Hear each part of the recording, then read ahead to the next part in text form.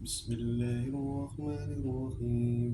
Alhamdulillahil mu'minina al-manna asarahu wattaba'a ridha al-muntakimi mimma khalafahu wa aswa alladhi ya'lamu ma azharahu wa al-abdu wa ma akhfa al-mutakaffulu bi al-jalaki ibadihi fala yadruku ahada minhum wa la yasya afaluhu subhanahu wa ta'ala ala ma a'ta ashhadu an la ilaha illahu wahdahu la syarika lah lahu sama data amdihi lam yakhsa illallah wa asyhadu anna sayyidana muhammadan abduhu wa rasuluhu alladhi akhtarahu Allahu wa ata'ah. Allahumma sholli wa sallam ala sayyidina Muhammad wa ala alihi wa sahbihi wa man wala.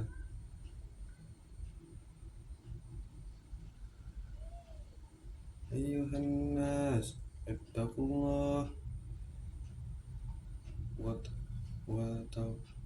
tafakkaru fi ni'amihi waskuruh wadkurullaha ala awahi wa tahaddusu bi fadlihi wa la yakfuru Allah ta'ala fil li'azimi wa huwa al-ghafurul ilim.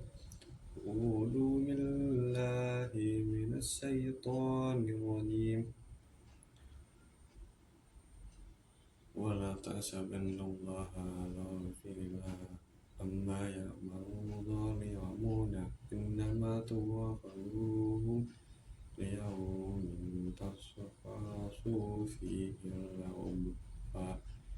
Faqala an-nabiy sallallahu alaihi wasallam wattaqi da'watal mazlum fa inna da'wataha fadlun mujabah. Sadaqallahu azim.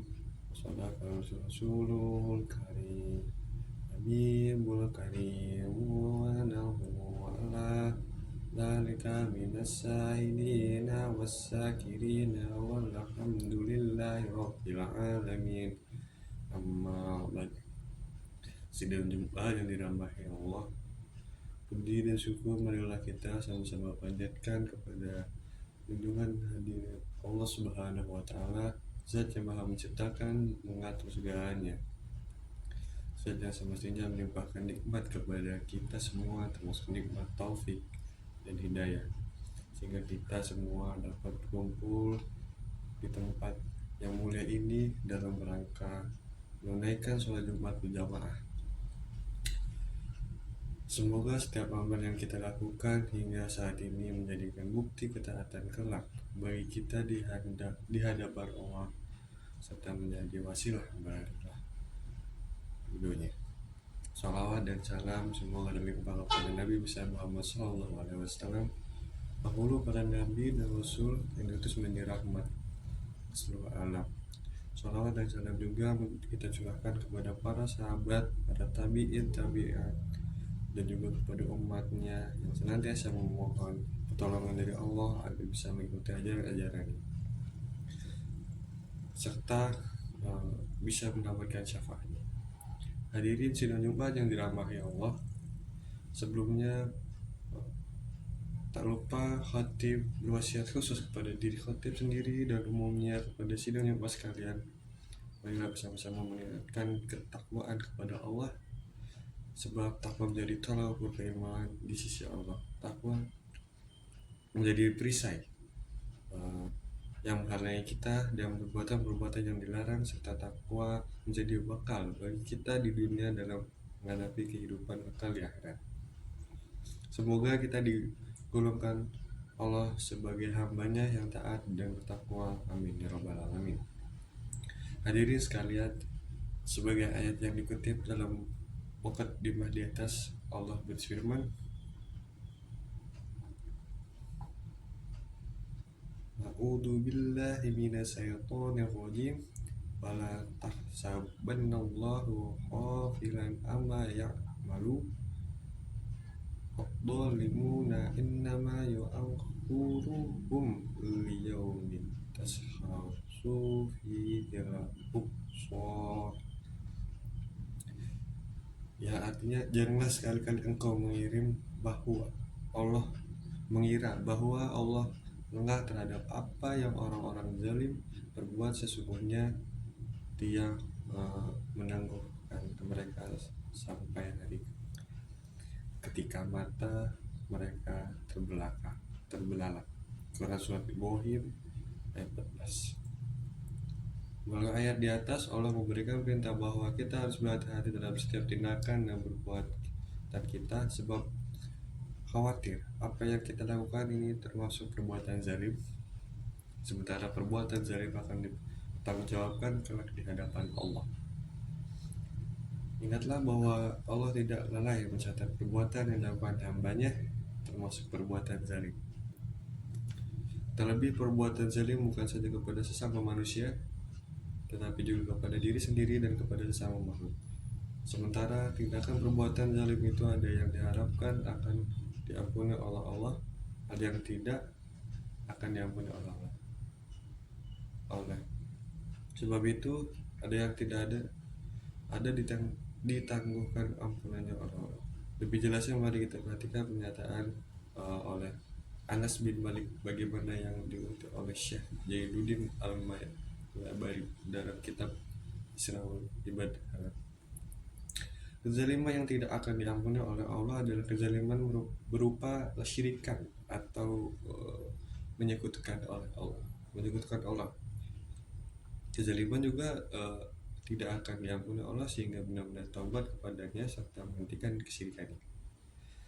Lalu kezaliman yang akan diampuni Allah itu ada seorang hamba kepada dirinya sendiri akibat maksiat dan berbuat dosa dan langsung kepada Tuhannya. Itu kezaliman yang harapan diampuni Allah meskipun ia tidak bertaubat selama suka mengerjakan kebaikan. Sebab perlu diketahui, manfaat kebaikan adalah menjadi kafarat atau penebus dosa-dosa kecil yang sudah lalu, namun demi harapan yang lebih besar meraih ampunan Allah adalah bertobat kepadanya. Oleh sebab itu kita mesti takut melakukan kezaliman, baik kepada diri sendiri, kepada sesama makhluk, ataupun kepada sesama manusia. Sebab semuanya akan diperhitungkan dan dipertanggungjawabkan di akhirat. Sementara kezaliman yang dilakukan kepada sesama manusia, sebagaimana yang dijelaskan oleh Az-Zuhri dalam kitab Al-Kabir, ada 3 bentuk. Yang pertama adalah harta seperti memakan harta dari orang lain. Yang kedua, kezaliman berupa penganiayaan seperti membunuh. Ketiga, ada kezaliman yang merusak martabat sesama seperti menghina, mencaci.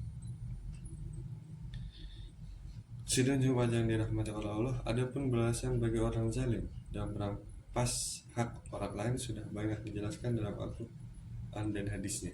Di antaranya adalah amal kebaikan diserahkan kepada orang zalim. Dalam salah satu hadis Rasulullah SAW menyatakan bahwa orang yang zalim termasuk orang yang muflis alias bangkrut di akhirat akhir. Maksud bangkrut itu adalah amal-amal kebaikan habis karena diserahkan kepada orang-orang yang dizalimi. Lalu yang kedua ada diberikan balasan yang serupa dengan bentuk kezalimannya. Dalam hadis riwayat Imam Ahmad disebutkan ketika ada orang yang mengambil sejengkal tanah di dunia, maka di akhirat ia akan diberi balasan menggali sejengkal tanah sampai 7 lapis bumi.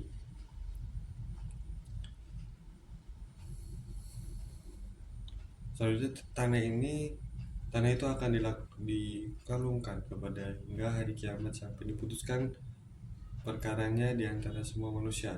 Demikian seperti yang disabdakan Nabi Sallallahu Alaihi Wasallam, ayyumma rajulin dhallama shibran minal ard kallafahullahu azza wa jalla an yaghfirahu hatta yablugha akhira sab'i aradina summa yusawwaqahu ilaihi yaumil qiyamati hatta yuqda bainan nas. Manusia yang menjalimi sejengkal tanah, maka Allah akan menurunkan untuk menggali sejengkal tanah itu sampai ujung 7 lapis bumi hingga hari akhir, serta diputuskan perkaranya di antara semua manusia. Hadis riwayat Ahmad. Sidang Jumat yang dirahmati Allah.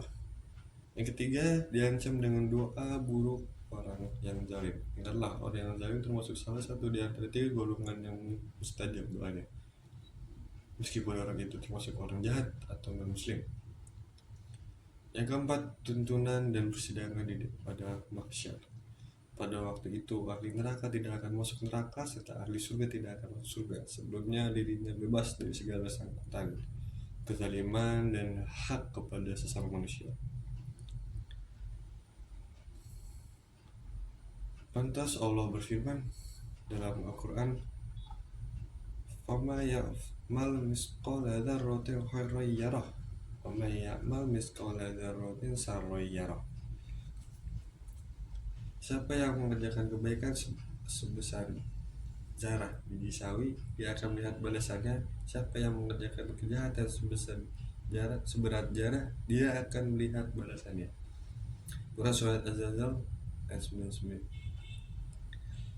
ayat 7 sampai 8. Pada hari itu disampaikan kepada mereka, siapa saja yang masih memiliki hak, maka diharuskan datang kepada pemiliknya. Bahkan saat itu seorang hamba seperti merasa senang jika masih ada hak pada anak atau saudara, sebab pada hari akhir tidak ada hubungan nasab, meskipun saat di dunia saling mengenal, tapi pada hari itu keadaan mereka tidak saling sapa. Hadirin sidang Jumat, berbeda halnya dengan dosa kepada Allah. Dosa apa saja yang dikehendaki Allah akan diampuni, dan dosa apa saja yang dikehendakinya tidak ampuni akan dibiarkan hingga dibiarkan perkaranya, agar tidak ada satu hamba yang pada hari itu yang dizalimi.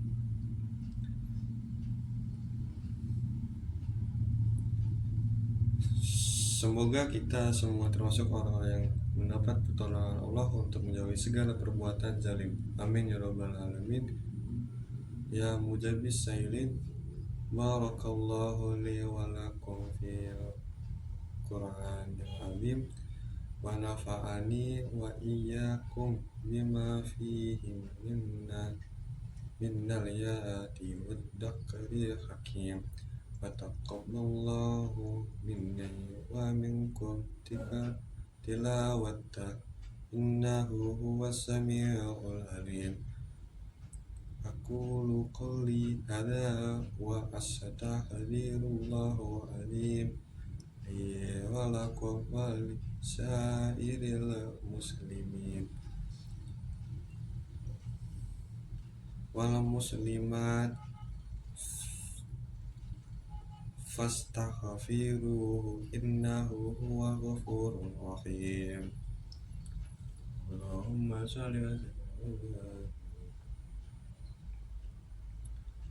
Alhamdulillahilladzi amarana bil ittaqati wal i'tisami bi hablillahil azim. Asyhadu an la ilaha illallah wahdahu la syarika lah, iyyahu na'budu wa iyyahu nasta'in. Wa asyhadu anna Muhammadan abduhu wa rasuluh al-mab'usu rahmatan lil alamin. Allahumma sholli ala sayyidina Muhammad wa ala alihi wa sahbihi ajma'in. Ittaqullah ma sata'tum wa sari'u illa maghfirati rabbil alamin.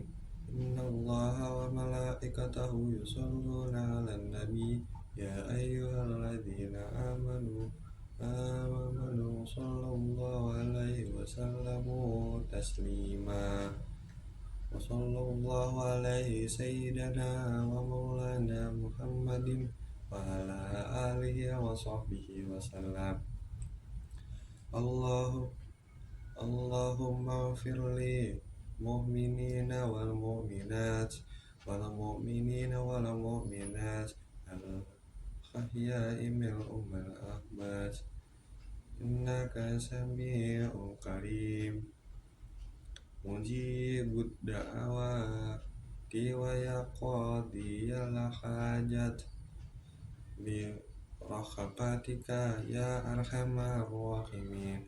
Allahumma inna na'udzu bika min adzabik jahannam wa na'udzu bika min adzabil qabr wa na'udzu bika min fitnatil masiihid dajjal wa na'udzu fitnatil mahya wal mamat. Allahumma inna na'udzu bika minal hamma wal ahzani wa na'udzu bika min adyi wal kasali wa na'udzu bika min jubni wal juhli wa na'udzu bika min alabatil daini wa qahrir rajali. Rabbana atina fid dunya hasanah wa fil akhirati hasanah wa qina adzabannar. Ibadallah, innallaha ya'murukum bil adli wal ihsani wa ita'i dzil qurba wa yanha 'anil fahsya'i wal munkari wal baghi ya'idzukum la'allakum tadhakkarun. Wa shadaqa rasulullahu alladzi ma yadhkurukum wad'uhu yastajib lakum wal ladzi rullahil kabir. Shadaqallahu